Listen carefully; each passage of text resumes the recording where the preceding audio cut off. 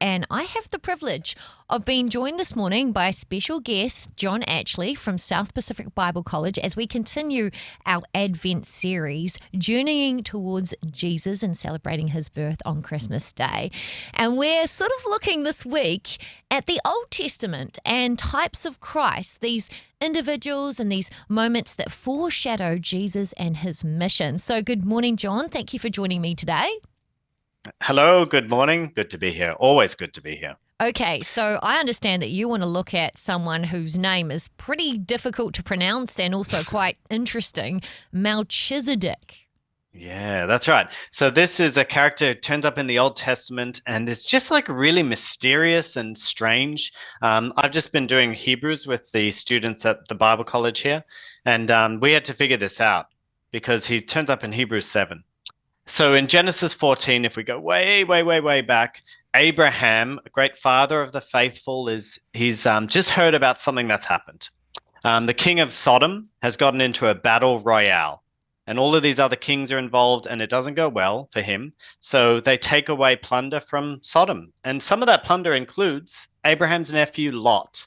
So Abraham, he gathers an army, he beats everyone up, and then he gets Lot back and he heads home. But as he's heading home, this strange guy turns up, this guy named Melchizedek. And he says he's a king of Salem, which we think means Jerusalem. He's a priest of God, and nobody's heard of him. He's just as Abraham doesn't know him, but he listens to the story and says, actually, I think you're right. I recognize the truth in what you're saying. So he gives him a tithe of some of the plunder, receives a blessing, and then that's it. Wow. Melchizedek disappears. He's gone.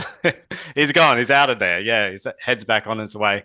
Really weird meeting, just people talked about it ever since. Who was that? What was that about? Who was that guy? What do you think? Well, look, I honestly don't know. I mean, I feel like I've come across that name in Hebrews and I'm like, okay, like an important priest, obviously, because it gets a mention here and Jesus is sort of likened to that priest, right? So I'm like, he must be a big deal, but then there isn't a lot said about him.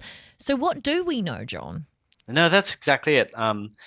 David does bring him up. Psalm 110, he says, there's going to be somebody who comes, and this is where our type comes in. There's going to be somebody who comes who's a priest like Melchizedek. And so what's that about? Hebrews 7 finally gives us the answer. It says, first, the name Melchizedek means king of righteousness. Then also, king of Salem means king of peace, righteousness and peace. Without father or mother, without genealogy, without beginning of days or end of life, resembling the Son of God, he remains a priest forever. And so we see, like Melchizedek, Jesus is a king of peace and righteousness. He has no beginning or end because his genealogy isn't recorded. He's a priest completely separate from Aaron and the Levitical system.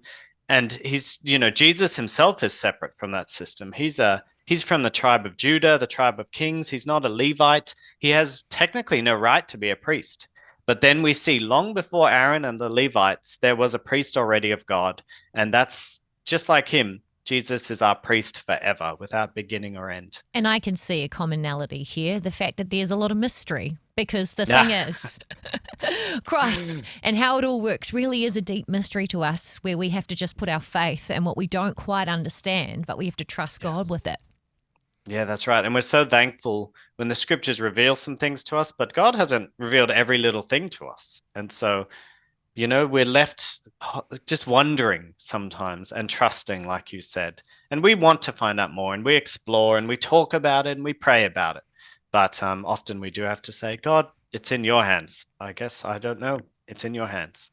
Yeah, and isn't it great that now that we have the full gospel and the Bible, we've got the Old Testament and the New Testament, and some of the pieces of the puzzle come together, right? Not everything, but I guess it's much easier to see Christ for who he is with the information that precedes the Gospels. Exactly, yeah.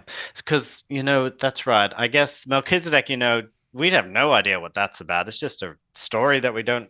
But then the New Testament reveals it to us. But there's a lot of those things, in the Old Testament. Like, do you struggle? I mean, some of us listening probably wrestle sometimes with how the Old Testament and the New Testament fit together? Is that like you, Kat, sometimes? Yeah, well, the picture of God seems really different in the New Yeah. Testament. And from the way I understand God's grace and mercy is that he's loving and caring and just and kind and just delights in his children. But you do get that picture of like a distant God in the Old Testament, one that sort of sets things on fire and turns people into pillars of salt. And you're like, Yeah. wow, that's the same God. That's kind of scary. Like, please don't do that to me, Lord. But then Jesus says that, we're redeemed through him. So there is that kind of complicated balance, I suppose.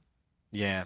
I was visiting with a member of the church years ago now who had left. She left the church, and I was kind of visiting with her, talking about why. And one thing she expressed confusion and concern over was this, is the Old Testament. She said, I don't think we should read it. It's got violence, genocide, animal sacrifice, but God is love, so how could that represent him? And what I find in working through Hebrews is that's exactly what Hebrews is trying to answer. It's trying to say high priest, tabernacles, law, angels. Like, what's that do with Jesus? And I want to challenge all of us today is Hebrews, read it and find out. Hebrews will encourage you to persist after Jesus with all your heart. It will show you how he fulfills the Old Testament more than just Melchizedek, a whole bunch of stuff. And how like you said, Kat, it only makes sense by looking back at what came before. And Hebrews reveals so much of that. So it will remind you he's the best thing in the world, best thing in our lives, makes the best sense. And if you need a place to help you to do that, to figure that out, come to SPBC. We'll help you, South Pacific Bible College. But I just want to encourage you, Jesus is our priest forever. That's so great. I'm so glad that no animals will die on my account anymore.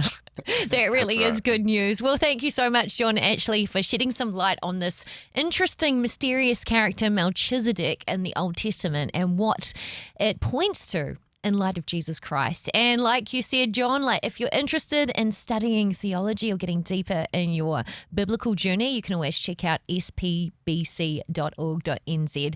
Thanks so much, John. Merry Christmas. Yeah. Merry Christmas.